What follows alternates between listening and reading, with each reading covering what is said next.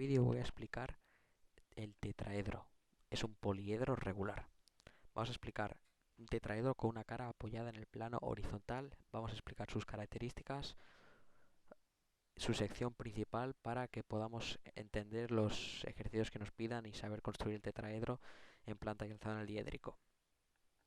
Primero de todo, lo principal de todo, un tetraedro, como veis, ahí tenemos la foto. Si os acompañáis de una figura 3D, pues mucho mejor, pero ahí tenemos la figura del tetraedro.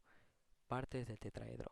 Primero de todo, el tetraedro tiene cuatro caras y las cuatro son triángulos equiláteros, que ya sabéis que los triángulos equiláteros son tres lados iguales y tres ángulos, es decir, iguales, los tres ángulos iguales de 60 grados.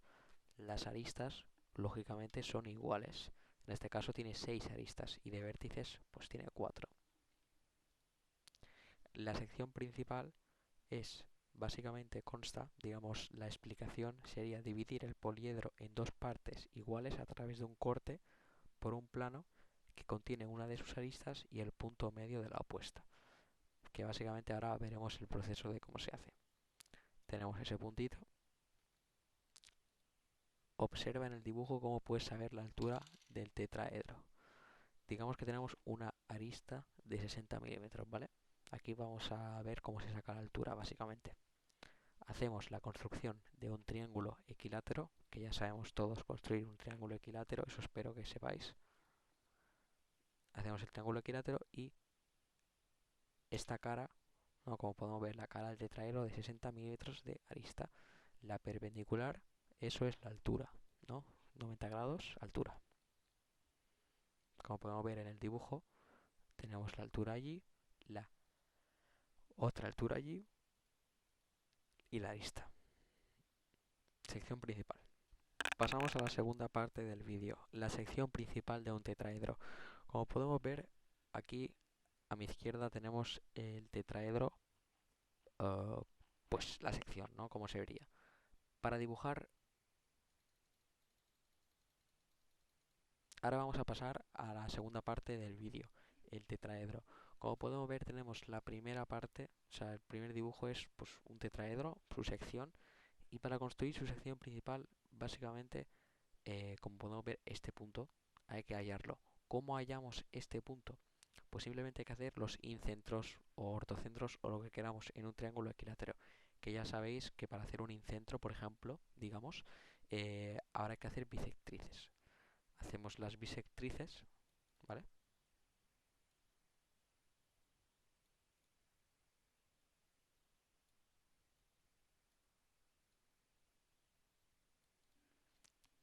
Y ahí tenemos la bisectrices, el centro. Entonces, esto vamos a nombrar A, esto B y esto C. Ahora, para hallar esta altura de aquí, en el diédrico, hay que hacer una pequeña construcción de Pitágoras. Esto vamos a nombrarlo el lado A, ¿no? Esto es el lado C, ¿no?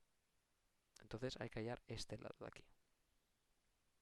Pues básicamente colocamos el lado A, ¿no? Hacemos una perpendicular, ¿vale? Una perpendicular y colocamos el lado C con el compás.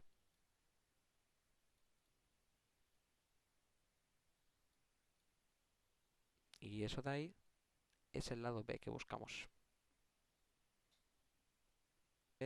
A batir un triángulo rectángulo de que conozcas algún lado, ¿vale? Hacemos el triángulo equilátero, ahí lo tenemos. Para hallar su incentro, como hemos dicho, hacemos las bisectrices. Como podemos ver, bisectriz, bisectriz, tenemos el centro. Y podemos ya construirnos el triángulo en planta porque sabemos que en el plano horizontal se ve, o sea, si lo vemos desde arriba, sabemos que está en verdadera magnitud. Ahora, para hallar la altura, cogemos, bueno, primero vamos a nombrar segundo y tercer prima. Pinchamos desde segundo prima hasta tercer prima, abrimos donde corte con la perpendicular, eso será nuestra arista. Y eso será la altura. Que esa altura nos la vamos a llevar arriba. pasamos los puntos.